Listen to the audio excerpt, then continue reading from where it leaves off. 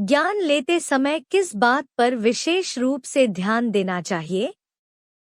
भगवान की दी हुई बुद्धि को हम अप्लाई न करें और दूसरों की सुनी सुनाई बातों के आधार पर फैसला कर ले तो अंधश्रद्धा ही कही जाएगी।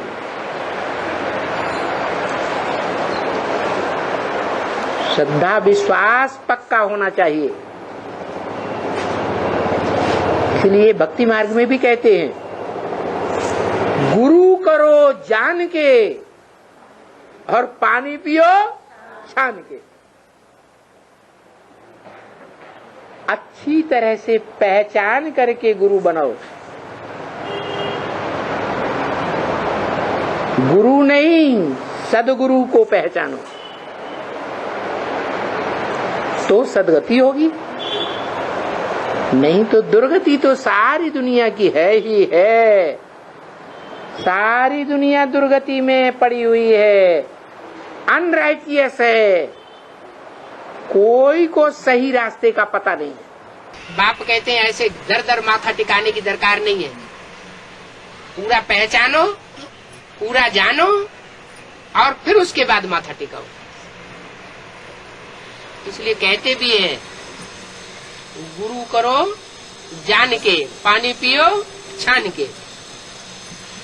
माना जो ज्ञान जल है वो भी अच्छी तरह से परख लेना चाहिए कि हम जो ज्ञान सुनते हैं वो ज्ञान, उसमें अज्ञान कितना भरा हुआ है, वो व्यभिचार कितना फैलाने वाला है और अव्यभिचारी वृत्ति बनाने वाला कितना है। अगर अव्यभिचारी वृत्ति बनाने वाला ज्ञान है तो वो ईश्वरीय ज्ञान है। अगर व्यभिचारी वृत्ति बनाने वाला ज्ञान है तो वो आसुरी ज्ञान है। आसुरी ज्ञान मनुष्य गुरुओं से आता है। मनुष्य गुरुओं के संघात का नाम रख दिया है रावण। यहाँ तो ज्ञान माने जानकारी, समझ की बात है। समझ है, बुद्धि को कहा जाता है। भक्ति मार्ग में भी कहते हैं, पानी पीजे छान के और गुरु करो जान के। कैसे जानेंगे गुरु सच्चा है या झूठा है? कैसे जानेंगे? है? ज्ञान के आधार पर।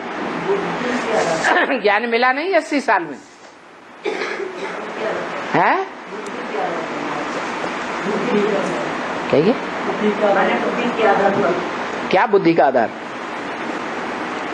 जानने की बुद्धि का क्या आधार?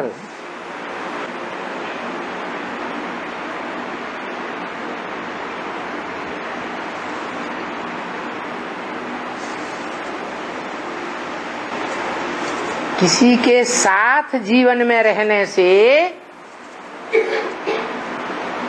लंबे समय तक हम साथ रहेंगे तो उसको पहचान सकते हैं या दूर रहकर पहचान सकते हैं? है? साथ रहकर पहचान सकते हैं।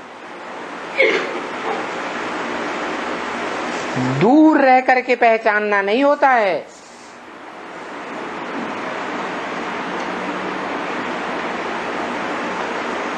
जितना नजदीक होते जाएंगे उतना पहचानते जाएंगे।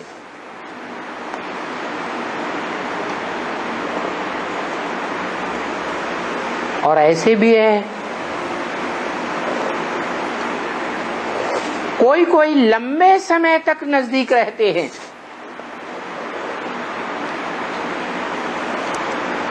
उनका पूर्व जन्मों का हिसाब किताब ऐसा है, इस लास्ट जन्म में नजदीक आकर रहते हैं लंबे समय तक।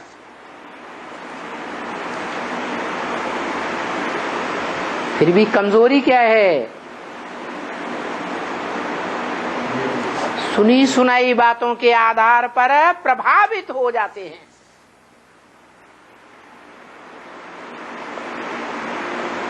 प्रैक्टिकल जीवन में जो अनुभव लिया उसको एक किनारे रख दिया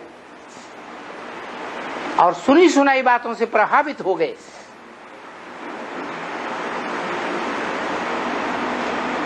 तो वो लंबे समय तक नजदीक रहने के बावजूद भी नहीं पहचान पाते।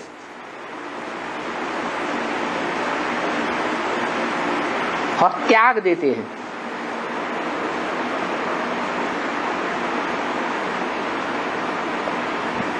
अलग अलग आत्माओं की अलग अलग तरह की कैटेगरी है।